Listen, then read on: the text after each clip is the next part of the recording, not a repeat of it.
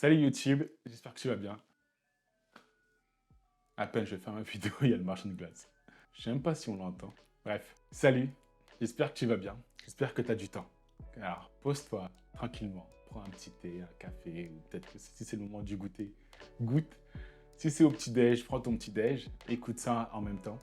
Et on va discuter d'un sujet. C'est que être témoin, c'est un bonheur, c'est une fierté, c'est un super moment que tu passes avec les futurs mariés, mais ça peut aussi être compliqué. Avant de commencer cette vidéo, j'aimerais que tu cliques sur le bouton abonner déjà et que tu likes cette vidéo. Et comme ça, tu pourras voir le reste des vidéos que je fais et tu peux même participer dans la section commentaires et comme ça, tout le monde est content. Ça fait monter l'algorithme pour YouTube et puis comme ça, ma vidéo peut être recommandée à d'autres personnes. Donc je compte sur toi, fais-le, ça prend 5 secondes, pas 10, sauf si t'es lent. Après, si t'es lent, c'est pas de ma faute. Mais normalement, 5 secondes. Merci et à tout de suite. Beaucoup m'ont dit que être témoin, c'est quelque chose de cool, quelque chose qui leur font plaisir.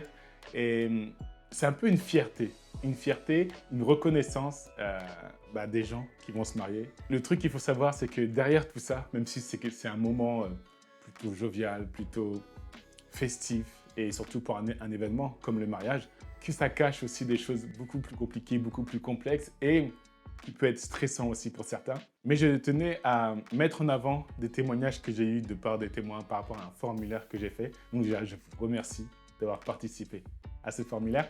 Et dans cette vidéo, je vais vous partager un peu tout ça. Donc installe-toi bien et on va voir ça ensemble. Souvent, quand on demande à quelqu'un s'il veut être notre témoin, la personne elle répond oui tout de suite. Parce que c'est de la joie, c'est de l'émotion. Et généralement, ils se sentent valorisés parce que c'est un honneur pour eux. Leur rôle peut aller de l'EVGF à l'EVG.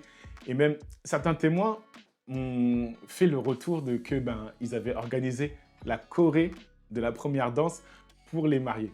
Est-ce que vous vous imaginez un peu le stress que ça peut lui procurer, mais en même temps cette excitation de voir que si la choré elle est super bien exécutée, si tout le monde est content de la choré, si les mariés en plus ont pu exécuter la choré correctement, un peu la joie personnelle un peu que ça peut procurer. Et surtout, du point de vue des futurs mariés, de se dire, on a fait la danse que notre témoin en fait a fait pour nous. Et moi, je trouve ça hyper beau et hyper fort. Mais il n'y a pas que ça. Il y a aussi même la gestion des alliances.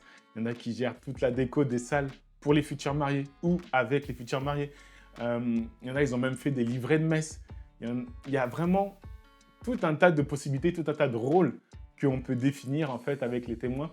Mais ce qu'il faut savoir, c'est que il faut connaître leurs limites. Il faut connaître leurs limites, il faut savoir ce dont ils sont capables, il faut savoir ce qu'ils peuvent faire aussi et ce qui ne leur prend pas énormément de temps et surtout ne leur procure pas de stress. Par rapport à la plupart des retours que j'ai eus des témoins, quand on demande comment ils ont vécu cette charge, les avis sont plutôt partagés.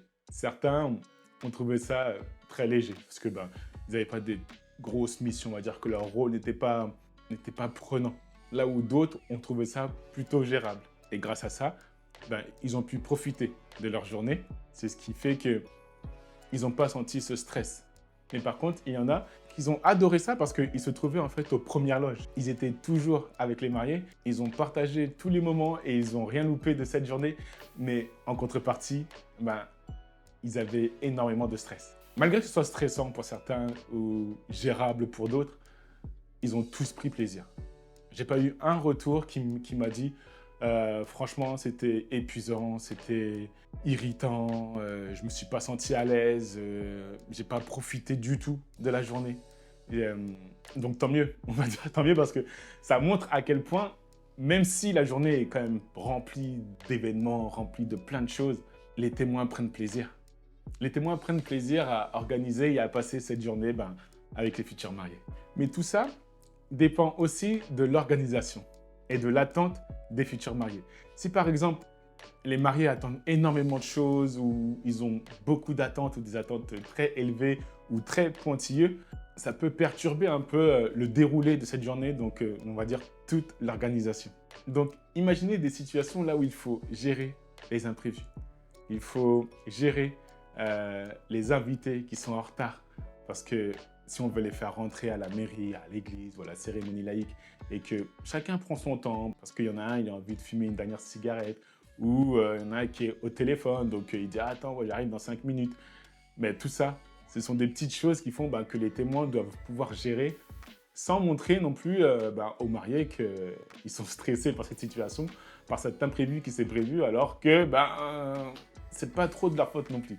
Et j'ai même eu un retour comme quoi il y a un témoin qui avait oublié les alliances à la mairie et que cette personne a dû faire un demi-tour, donc retourner à la mairie pour aller à l'église. Elle arrive à l'église, elle a couru et quand elle vient à l'église, elle tombe. Tout ça, ce sont des choses qui procurent un stress énorme. Et j'imagine même pas un peu le niveau de stress de cette personne-là à ce moment-là pour que finalement les mariés ne se rendent compte de rien et pouvoir gérer ça le plus rapidement possible avant l'échange des vœux et avant qu'on fasse l'échange en fait des alliances. Et ça, ce sont des situations qui existent, qui arrivent. C'est pour cette raison que l'anticipation, la communication et le fait de déléguer, pour moi, c'est les 3 mots d'ordre qui font que ça va aider tout le monde, autant les futurs mariés que les témoins. Il faut savoir déléguer et clarifier les choses dès le début. Comme le fait que les témoins ils doivent au moins être en contact les uns avec les autres. Soit ils créent un groupe sur WhatsApp ou d'autres plateformes, ou soit le fait de vraiment échanger. Autant les témoins hommes avec les témoins femmes, parce que surtout j'ai eu un retour de témoins femmes, je pense, du coup, qu'ils n'avaient pas de nouvelles des témoins hommes. Et ce qui faisait que ça retardait toute l'organisation, tout le déroulé qu'ils pouvaient prévoir pour le jour du mariage. Donc, les témoins hommes et les témoins femmes, essayez de communiquer un maximum entre vous. Surtout, même si, souvent, les témoins hommes et les témoins femmes se connaissent peut-être pas spécialement parce que ça fait partie de l'une des 2 familles. Et ils se connaissent juste de vue parce qu'il y a peut-être eu des soirées, des choses comme ça. Mais prenez vraiment l'initiative de communiquer entre vous. C'est très important parce que sinon, si tous les hommes font quelque chose de leur côté et toutes les femmes font quelque chose de leur côté, au moment où ça vient pour la soirée et que vous n'avez pas pris le temps de communiquer ensemble, ça va être un chaos parce que soit il y aura des choses qui vont passer à la trappe et vous avez mis énormément de temps à le mettre en œuvre et au final vous vous dites on n'aura pas le temps parce qu'on n'a que 30 minutes et si on fait ça, ça va prendre énormément de temps. Donc communiquez pour clarifier au maximum votre organisation et savoir aussi ce que les futurs mariés attendent. Car d'un mariage à un autre, ce ne sera forcément pas les mêmes attentes ni les mêmes besoins suivant les mariés. Les goûts et les préférences de chacun pour les jeux, les activités, les surprises. Il y en a, ils n'ont peut-être pas envie de faire des discours. Donc, si en plus vous prévoyez beaucoup de discours et même que les mariés doivent faire forcément un discours alors qu'ils ne sont pas du tout à l'aise avec ça, il faut respecter tout ça. Ce qui compte le plus pour les témoins, c'est la reconnaissance et la gratitude des mariés. Quand les mariés se rendent compte de l'implication qu'ont eu leurs témoins, la moindre des choses, c'est de les remercier. Par exemple, il y a un témoin qui m'a dit la plus grande reconnaissance pour elle, c'était quand la mariée l'a juste pris en fait dans ses bras et l'a remercié. Donc à mon avis, la mariée n'a pas juste dit merci comme ça avec un petit câlin, mais elle a dû sentir et même le voir dans les yeux que la mariée et le marié étaient super contents de toute l'organisation que les témoins avaient pu mettre en œuvre. Parce que sachez que pour les témoins, c'est important pour eux. C'est important parce que pour eux, ils font partie de votre conte de fées. Et que la moindre des choses, le fait que vous les avez désignés pour être vos témoins, ils veulent juste vous rendre l'appareil. Ça veut dire rendre votre journée aussi magnifique que possible. Donc, ce que j'ai retenu de ce témoignage, c'est ce que je disais, c'était que les témoins étaient super contents. Malgré tout ce qui a pu se passer, malgré des imprévus, malgré des petits soucis d'organisation ou des soucis techniques par rapport à d'autres choses, ils ont réussi et ils sont fiers d'eux et ils renouvelleraient l'expérience si jamais l'occasion se présentait encore une fois. J'ai même eu des témoins qui m'ont dit qu'ils allaient être témoins encore pour un autre mariage. Donc comme quoi, même si c'est pressant, même si c'est usant, même si c'est stressant, ça apporte aussi son lot de joie, son lot de satisfaction et le fait de faire partie vraiment de la journée de mariage. Donc, pour vous, les futurs mariés, pensez à vos témoins. Essayez de déléguer un maximum de choses pour que vos témoins ne soient pas trop surchargés et ayez des idées et une communication claire aussi avec vos témoins pour qu'ils sachent ce que vous aimez, ce que vous n'aimez pas, ce qui serait bien à prévoir, sans connaître vraiment les surprises, mais dire aussi ce qui fait partie de vous, ce qui ne fait pas partie de vous, ce que vous aurez aimé à votre mariage, ce que vous n'aurez pas aimé. Et après, le reste, c'est eux qui vont gérer. Et s'ils ont envie de faire des surprises, forcément, ils vous connaissent déjà un peu. Donc, ils sauront quoi faire, ils sauront quoi organiser. Et normalement, vous ne devrez pas être déçus. Normalement, je dis bien. Et pour vous, les témoins, n'hésitez pas aussi à questionner en fait les mariés sur les autres témoins. Donc, qui sont-ils? Est-ce qu'on peut avoir leurs coordonnées? Et prenez contact avec eux.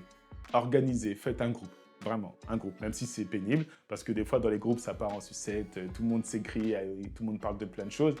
Mais essayez d'avoir un groupe et d'établir des règles claires, comme le fait que ce groupe-là, on va discuter uniquement de l'organisation du mariage et pas montrer des trucs un peu pour rien qui pourraient polluer le groupe et polluer toute la discussion au sujet de la préparation du mariage. Parce qu'au moins, si vous avez besoin de rechercher une information, même s'il y a des catégories recherche et ça peut aider, c'est beaucoup plus simple, c'est beaucoup plus clair et ça prend beaucoup moins de temps.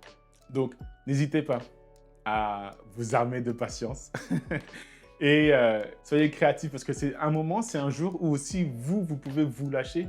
Et comme par exemple celle qui a créé la chorégraphie de la première danse. C'est quand même fou, moi je kiffe vraiment ça parce que cette personne-là fait forcément de la danse, je pense. Et le fait de dire que tu mets en place une choré, c'est pas souvent.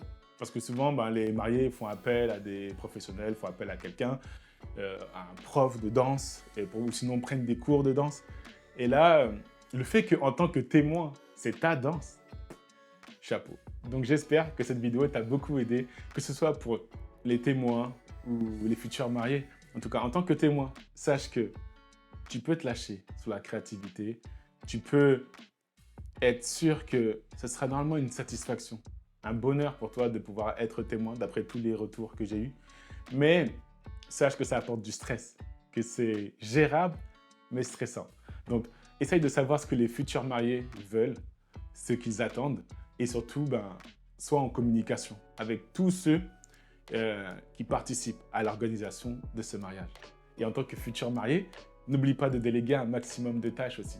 Déjà de 1, pour te déstresser toi et que tu te décharges de pas mal de choses. Comme ça, le jour J, tu n'as même pas à penser à plein de choses. Peut-être à dire, ah tiens, est-ce que ma tante a pensé à faire ci ou mon témoin a pensé à faire ça, mais pas plus que ça.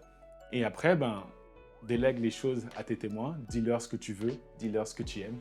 Et n'hésite pas à même déléguer certaines tâches à des amis qui sont peut-être pas tes témoins ou à des cousins qui sont peut-être pas tes témoins, à tes frères et sœurs qui sont peut-être pas tes témoins parce que même les autres personnes, s'ils sont pas tes témoins,